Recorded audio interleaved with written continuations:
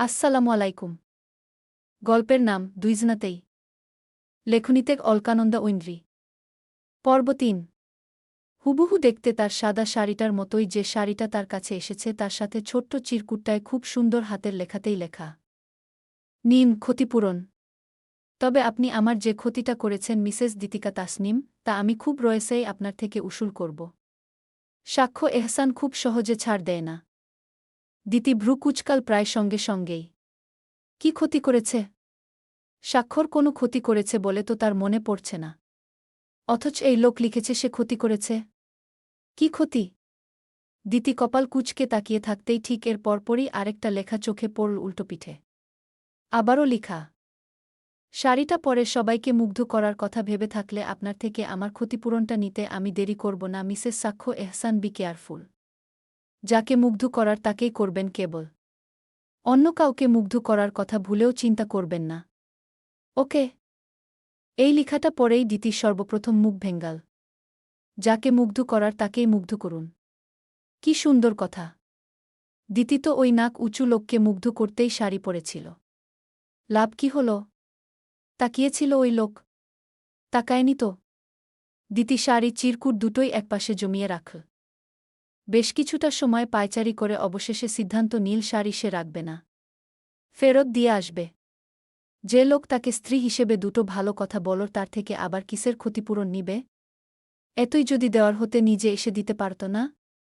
এভাবে পাঠাতে হলো কেন? এইটুকু ভেবেই দিতি সর্বপ্রথম কল দিল কথাকে।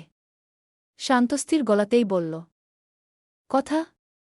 তোর ভাইয়া বাসায় আছে এখন? উত্তর এল, এখন তো নেই। কেন দিতি? কোন দরকার?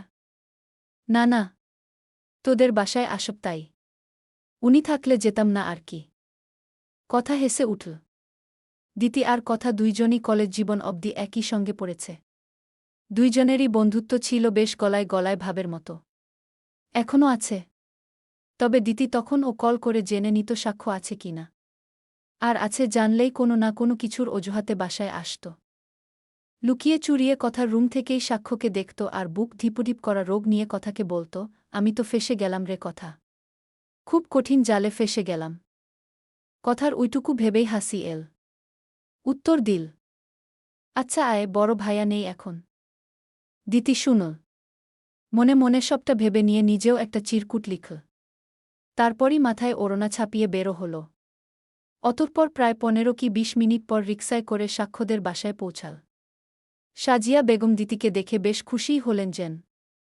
কতবার এটা ওটা খেতে বললেন। অথচ দিতি কেবল সুযোগ খুঁজছিল। চুপচাপ সাক্ষ্যর রুমে গিয়ে শাড়ির প্যাকেটক রেখে চলে আসবে এইটুকুই। তারপর বাসায়ও চলে যাব। কাহিনী সিম্পল। অথচ দিতির ভাবনা অনুযায়ী কাহিনী এইটুকুতেই শেষ হল না। যখন সুযোগ পাওয়া মাত্র চুপচাপ সাক্ষ্যর রুমে ঢুকে শাড়ির ব্যাগটা রাখবে আর রেখেই চলে আসবে, ঠিক তখনই বারান্দার দরজায় হেলান দেওয়া মানুষটাকে চোখে পড়ল। মানুষটা সাক্ষ্য এহসান। দিতির চোখে অসহ্যকে পুরুষটি ভ্রু জোড়া কুচকানো। দৃষ্টিটা ঠিক তার দিকেই। বোধহয় ভাবার চেষ্টা করছে। দিতি এক মুহূর্তেই অপ্রস্তুত হল। ভেবেছিল তো এই লোক বাসায় নেই। কথাও তো বলেছিল নেই। তাহলে এল কোথায় থেকে? এতটা সময় যে বাইরে বসে গল্পগুজব করছিল তখনও তো দেখতে পেল না। দিতি মনে মনে আফসোস করে। চিক চিক। চোরের মতো ডুকছিল সে। সাক্ষ্য কি লক্ষ্য করেছে তা? অবশ্যই করেছে। তাই তো ওভাবে তাকিয়ে আছে। দিতি মুহূর্তেই চট করে সোজা হয়ে দাঁড়াল। যেন হঠাৎই তার মধ্যে আত্মবিশ্বাসরা এসে জমা হয়েছে। গলায় তেজ দেখিয়ে বলল, ওভাবে তাকিয়ে আছেন কেন? সাক্ষ্য ভ্রু নাচিয়েই বলল, সাক্ষ্য এহসানের রুমে মিসেস সাক্ষ্য এহসানই চোরের মতো ডুকছে। বিষয়টা তাকিয়ে দেখার মতো নয়। চোরের মতো ডুকিনি আমি, আপনিই চোরের মতো রুমে পড়েছিলেন। আমি তো ভেবেছি আপনি না। সাক্ষ্য ফের ভ্রু নাচাল। জিজ্ঞেস করল, ভেবেছিলেন আমি? কি? কিছু নয়। আপনার শাড়ি আপনি রাখুন। আমার লাগবে না। এইটুকু বলেই শাড়ির ব্যাগটা এগিয়ে ধরতেই সাক্ষ্য কপাল কুচকাল। গম্ভীর কণ্ঠে বলে, আপনার না লাগলে কি আমার লাগবে এটা? দিতি মুখ কুচকায়। উত্তর দিল, আপনার কি মানুষের অভাব আছে নাকি? কেউ একজনকে দিয়ে দিবেন। কাহিনী শেষ। সাক্ষ্য তাকায়। দিতি মেয়েটার বাচ্চামো দেখে তার মাঝে মাঝে ইচ্ছে হয় এই মেয়েকে সত্যিই সোজা করে ফেলতে। আবার মনে হয় এই মেয়ে যে মানুষ দেখা গেল সোজা হওয়ার বদলে দ্বিগুণ বেঁকে বসেছে। সাক্ষ্য ভ্রু নাচিয়ে প্রশ্ন করল। ভেবেচিন্তে বলছেন মিসেস দিতিকা তাসনিম? অবশ্যই। শিওর যে অন্য কাউকে দিয়ে দিই এটাই চান? দিতি সরু চোখে চাইল। বাহ! বলার আগেই দেওয়ার মানুষ হাজির। বাহ! উত্তরে বলল। আপনার যে দেওয়ার মানুষ আছে তা আমার জানা আছে স্যার। দিয়ে দিন। দিতি এমন কতসব জিনিসই দান করে। সাক্ষ্য ঠোঁট এলিয়ে হাসল এবারে নিঃশব্দে। দিতি চেয়ে দেখল। কি সুন্দর ঠোঁট এলিয়ে হাসাটা।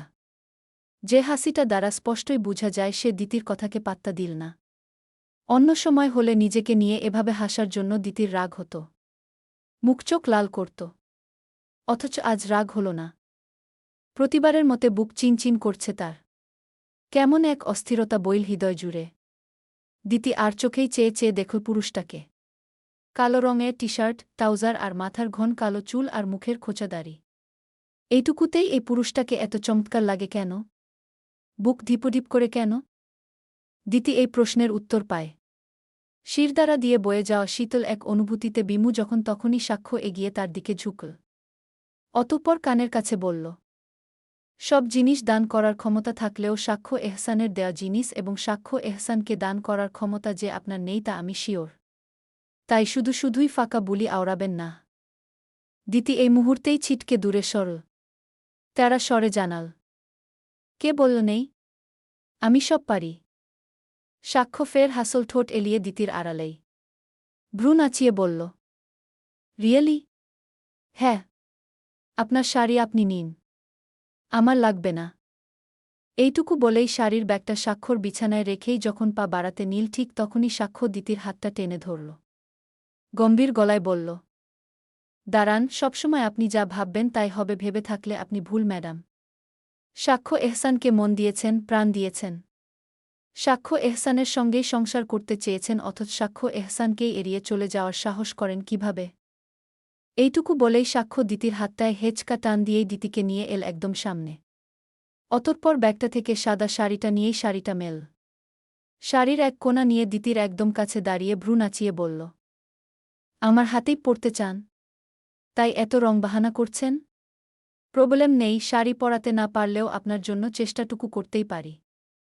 এইটুকু বলেই সাক্ষ্য যখন ঝুঁকে শাড়ির কোণায় ধরে রাখা অংশটুকু দিতির পেটের দিকে নিতে লাগল তখনই দিতি লাফিয়ে পিছাল। দ্রুতই বলল। এসব কী অভদ্রতা? সাক্ষ্য নিঃশব্দে হাসে দিতির আড়ালেই। উত্তরে বলল। এসব সাক্ষ্য এহসানের অধিকারবোধ ম্যাডাম। কেন? পছন্দ হচ্ছে না? দিতি আরও 2 কদম পিছিয়ে গেল। বলল। কয়জনকে পরিয়েছেন এভাবে শাড়ি? নিশ্চয় অনেককে। তাই না? পরালেও আপনার কি? প্রশ্নটা করেই সাক্ষ্য আরেকটু এগোল। আরও 1 কদম ফেলে দিতির আরও সামনে আসতে চাইল তখনই দিতি বলে উঠল। এগোবেন না। একটুও না। দিতির মুখটা দেখার মতো।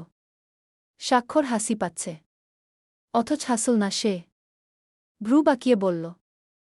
সাহসী মিসেস সাক্ষ্য এহসান এখন ভয় পাচ্ছে? শাড়ি দিন। এদিকে দিন, নিচ্ছি আমি গু। এইটুকু বলেই এক প্রকার সাক্ষর হাত থেকে ছিনিয়ে নীল শাড়িটা। এলোমেলো শাড়িটা ওভাবেই ব্যাগে ভরে পা ঘুরাল। অদ্ভুত। সাক্ষ্য এহসান মানুষটাই অদ্ভুত। জঘন্য। আরেকটু হলেই তো শাড়ি পরিয়ে দিত যেন। দিতি যেতে যেতে শুধু বিড়বিড় করল। এমন কেন? এই লোক এমন কেন? ভাবখানা এমন আমাকে চেনেই না, আবার কখনো কখনো ভাবখানা এমন বউয়ের প্রতি কত তার অধিকার। দিতির রাগটা এবার এসে জমল কথার উপরেই। কথাকে তো জিজ্ঞেস করে তারপরই এসেছিল। নির্ঘাত মিথ্যে বলেছে এই মেয়েটা। এইটুকু ভেবেই রাগ ফুঁসে কথার কাছে গিয়ে বলল। এই বেয়াদব মহিলা, তোর ভাইয়া না বাসায় নাই বললি? আসল কোথা থেকে তাহলে? কথা বোচারা বোকার মতো চেয়ে উত্তর করল। ছিল না তো। তুই আসার একটু আগেই এসেছিল। কেন? কিছু বলেছে তোকে? কি বলবে? কথা ছোটশ্বাস ফেলে।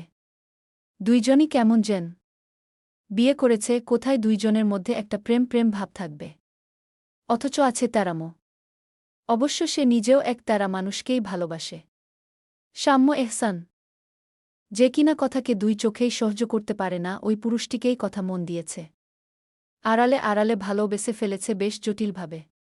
কথা এইটুকু ভেবেই ছোটশ্বাস ফেলে দিতির হাতে শাড়ির প্যাকেটটা দেখে বলে, এই কি, তুই শাড়ির ব্যাগটা নিয়ে ঘুরছিস কেন? জানিস কত খুঁজে ভাইয়া শাড়িটা বের করেছে? কতগুলো দোকান খুঁজলাম, অথচ হুবহু এই শাড়িটা পাচ্ছিলামই না। অবশেষে পেয়েছিলাম। দিতি এবানোর চোখ কপালে তুলে বলল, তুইও ছিলিসেসবে? কোনসবে? শুধু শাড়িই তো খুঁজে দিয়েছি ভাইয়ার সাথে গিয়ে। দিতি রাগী ফুঁসো শুধু বলল, ভালো করেছিস। সাক্ষ্য রুম থেকে বের হলো একদম ভদ্রশব্দ ছেলের মতোই, যেন কিচ্ছু হয়নি, কিচ্ছু জানে না সে। এক পা দুই পা করে সোফায় গিয়ে বসে মাকে উদ্দেশ্য করে বলল, আম্মু, আমার কফিটা দিলে না তো? সাক্ষর মা কফি নিয়ে এল একটু পরেই। ছেলেকে কফি দিতে দিতেই বললেন, দিতি এসেছে তো? সাক্ষ্য যেন দিতি নামের কাউকে চিনেই না এমন এক পা ভান করল। ভ্রু নাচিয়ে বলল, তো একটু তো কথা বল মেয়েটার সাথে। মেয়েটা তুই বলতে পাগল, অথচ তুই এমন একটা ভাব করিস যেন চিনিসই না ওকে। সাক্ষর মুখটা গম্ভীর, যেন দিতি এসেছে সে জানেই না, অথচ একটু আগেও মেয়েটাকে একা পেয়ে এক প্রকার হেনস্থা করেছে। উইটুকু ভেবেই হাসি পেল সাক্ষর, কিন্তু হাসল না। ওভাবেই মুখভঙ্গি রেখে বলল, চিনলে কি কথা বলতে হবে? বান্ধবীর মেয়ে তো তোমার, বউ করার জন্য পাগল তো তুমি হয়েছিলে আম্মু। তুমিই তো মাথায় তুলে রেখে আড্ডা দিবে, আমি কেন দিব? সাজিয়া আফরোজ ছেলের কথা শুনে হতাশ হলেন যেন। ছেলের মাথায় একটা থাপ্পড় মেরে মুহূর্তেই বললেন, কারণ ও তোর বউ হয় গাধা। সাক্ষ্য জানে না দিতিকা তাসনিম তার বউ? খুব ভালোভাবেই জানে, অথচ উপরে উপরে গম্ভীর ভাব দেখিয়ে বলল, তো? বাইরে তখন প্রচণ্ড বৃষ্টির ধারা, সাথে ঝড়ো বাতাস। আশপাশে বইছে শীতল এক বাতাস। দিতিকে অনেকবার আরেকটু থাকার জন্য বললেও দিতি থাকল না। এই মুহূর্তে চলে যাবে মানে এই মুহূর্তেই চলে যাবে। সাজিয়া আফরোজ অবশেষে হতাশ হয়ে ছেলেকেই বলল, সাক্ষ্য দিয়ে আয় না মেয়েটাকে একটু। এই ঝড় বাতাসে একা একা কি করে যাবে বল? যা বৃষ্টি বাইরে। দিতি তড়িৎ বেগেই তাকাল, তীব্র বিরোধিতা করে উত্তর দিল, লাগবে না সাজি আম্মু, আমি একাই যেতে পারব। এইটুকু পথ যেতেও বুঝি আমাকে অন্যের উপর নির্ভরশীল হতে হবে? সাক্ষর মা মিনমিন করে চাইল। এই যে সাক্ষ্য একটু আগেই দিতির প্রতি তীব্র অনীহা নিয়ে কথাগুলো বলেছিল, তা যে দিতি শুনেছে তা বুঝতে আর বাকি থাকল না উনার।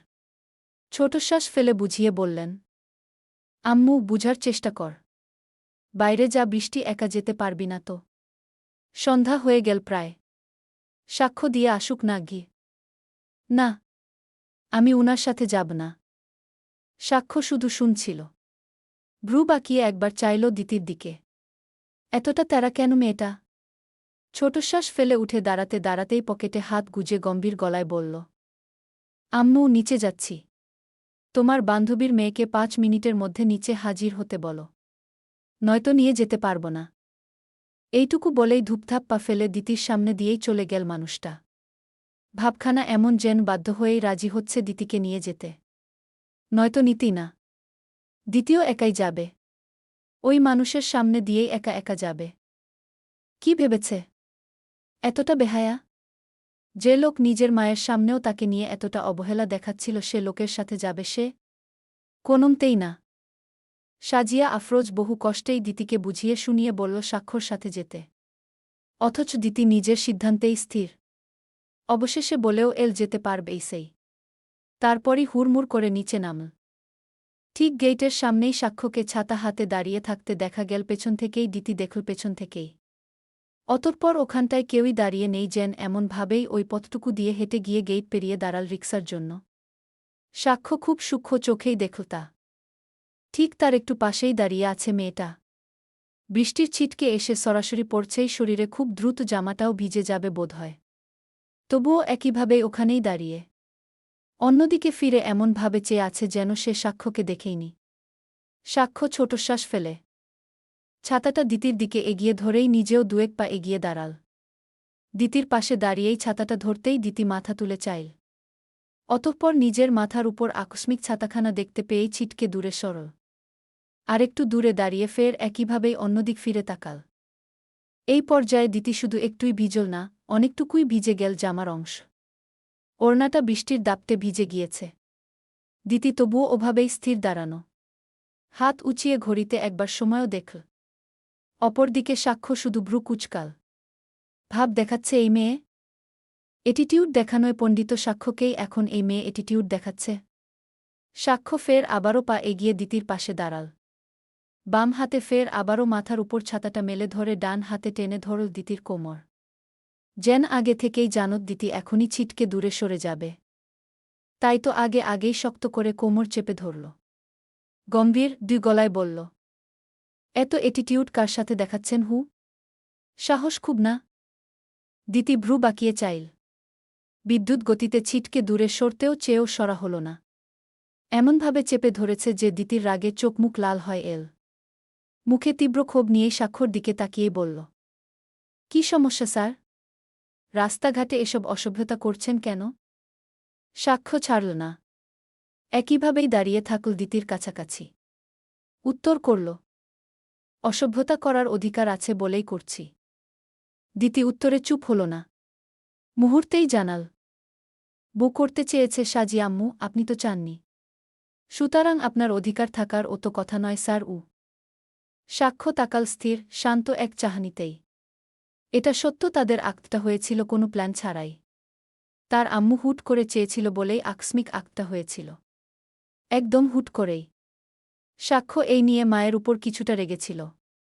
কিন্তু তাই বলে বিয়ে করল সে আর অধিকার থাকবে না? সাক্ষ্য চোখে হেসে চাইল। বলল, আম্মু বউ করতে চেয়েছে। কিন্তু বউ হলেন কার? আমার? নাকি আম্মুর?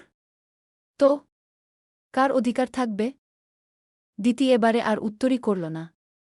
দেখা গেল তুমুল বৃষ্টিতেই একটা রিকশা অবশেষে এল। দিতি মুহূর্তেই বলল, ছুঁই ছুঁই স্বভাব দেখিয়ে অধিকার ফলাতে আসবেন না, ওকে? দিতি মেনে নিবে না। একদম হাত ভেঙে দিব। সাক্ষ্য ভ্রু বাঁকাল। বাহ! আক্ত হওয়া বউ তার হাত ভেঙে দিবে। গর্ব করা উচিত কি? সাক্ষর তো হাসি ফেল। তবুও হাসি চেপে গেল। দিতি তাকে এক প্রকার ধাক্কাধাক্কি করে ফেলে রেখে রিকশায় উঠতেই পরপর সাক্ষ্য উঠল। দিতির পাশে ঠিক শরীর ছুঁই ছুঁই করে বসেই ধীর কণ্ঠে জানাল, আমি অপেক্ষায় থাকলাম আমার ছুঁই ছুঁই স্বভাবের বিনিময়ে হাত ভাঙা উপহার পাওয়ার জন্য। এইটুকু বলেই রিকশাওয়ালা মামাকে বলে উঠল, চালান মামা। রিকশাওয়ালা চালাতেই নিচ্ছিল। অথচ ঠিক তখনই দিতি বলল, আপনি উঠলেন কেন হু? নামুন, এক্ষুনি নামুন। আমি আপনার সাথে যাব না। রিকশাওয়ালা ফিরে চাইল মাথা কাত করেই। সাক্ষ্য একবার দিতির দিকে চেয়েই চাইল উনার দিকে। চোখে হেসে বলল, আপনি চালান মামা। ওরকম একটু আধটু ঝগড়া তো হয়। দিতি কপাল কুচকাল। কি ধূর্ত লোক! কি ভাবে নিজেকে? কোথাকার কোনো রাজপুত্র সে? সাম্য বন্ধুদের সাথে হোস্টেলেই থাকে। তার ধারণা বাড়িতে তাকে খুব একটা গুরুত্ব দেওয়া হয় না। যা গুরুত্ব দেওয়া হয় কথাকেই দেওয়া হয়। বয়সে দুইজনের খুব একটা তফাত না থাকাতে ছোটকাল থেকে মা বাবা সবসময় দুইজনের তুলনায় দেখিয়ে এসেছে আঙ্গুল তুলোর। যে তুলনার মাপকাঠিতে সাম্য তার মা বাবার চোখে সবসময় ছিল পিছিয়ে। আর কথা ছিল এগিয়ে। কথা সাম্য আর সাক্ষর ফুফাতো বোন। ফুফি মারা যাওয়ার পর প্রায় ৬ বছর বয়সেই ওকে এনেছিল তার মা বাবা। সাম্যর তখন ৮ বছর বয়স। ঠিক তখনই থেকে বাড়িতে তার আদর কমতে শুরু করল। আর সব আদর গিয়ে জমল কথার থলিতে। এই নিয়েই মূলত কথাকে সহ্য করতে পারে না সাম্য। দেখলেই গা জ্বলে এমন যেন। আজও জল। দীর্ঘ ৩ দিনের ট্যুর দিয়ে সাম্য যখন বাড়ি ফিরল সর্বপ্রথমেই বাবার হাতে চড় খেল। তারপরই চেঁচামেচি করে বলে গেল, এত বড় হয়েছ অথচ মা বাবাকে চিন্তায় রাখতে ভালো লাগে তোমার? ফোন অফ রেখেছ কেন? কোনো আক্কেলে? বাইরে গিয়েছ ভালো কথা, ফোন অন রাখা যেত না? খোঁজ খবর নেওয়া যেত না? মা বাবার খোঁজ নাও কখনো? শুধু আলতু ফালতু আড্ডাতেই মন দিতে পারো। তোমার বয়সী তো কথাও। ও তো এমন করে না। তোমার মতো বেয়াদব তো হয়নি ও। সাম্য ফুসল রাগে। বাবার চরখানা খাওয়ার পর থেকেই কথার উপর জন্মেছে এক অদৃশ্য রাগ। কেন ওই মেয়ের সাথেই সবসময় তার তুলনা করে বাবা মা? কেন? সাম্যর তো সহ্য হয় না। আর এই সহ্য না হওয়ার মাঝেই কথা এল কফি নিয়ে। বেশ উচ্ছ্বাস নিয়েই বলল। সাম্য, সাজে গিয়েছিস? কেমন মজা করেছিস? ছবি তুলেছিস না? দেখা তো দেখি কেমন ছবি তুলেছিস। সাম্য এক টানেই কথার হাত থেকে কফির মগটা ছিনিয়ে নিল। কপাল কুঁচকে রাগে ক্ষোভে বলল। আমি তোর ছোট না কাঁথার বাচ্চা কাঁথা। গুনে গুনে 2 বছরের বড়। তুই কোনো সাহসে আমায় তুই করে বলিস? কয়বার বলেছি আমায় আপনি করে বলতে? কথা চুপ হয়ে গেল যেন এবারে। যতটা উচ্ছ্বাস ছিল সাম্যর রাগ দেখে ততটাই উদাস হল। উত্তর স্বরূপ বলল। আমি তো ভাইয়াকেও তুমি করে বলি সাম্য। সাম্যর রাগে মুখই লাল হল। ছোট বাচ্চাদের মতো রাগ ফুঁসতে ফুঁসতে কথার হাত চেপে বলল। আবার নাম ধরে ডাকছিস? সাহস কত তোর? এতটাই জোরে চেপে ধরল যেন কথার নরম হাত যেন ভেঙে যাবে। কথার ব্যথা লাগল। চোখ টলমল হয়ে এল এক মুহূর্তেই। কিছু না করলেও সাম্য সবসময় এমন কেন করে তার সাথে? কি দোষ? গল্প ভালো লেগে থাকলে অবশ্যই একটা কমেন্ট করে যাবেন আর সাবস্ক্রাইব করে রাখবেন যাতে পরের পর্ব পোস্ট করার সাথে সাথে আপনি পেয়ে যান।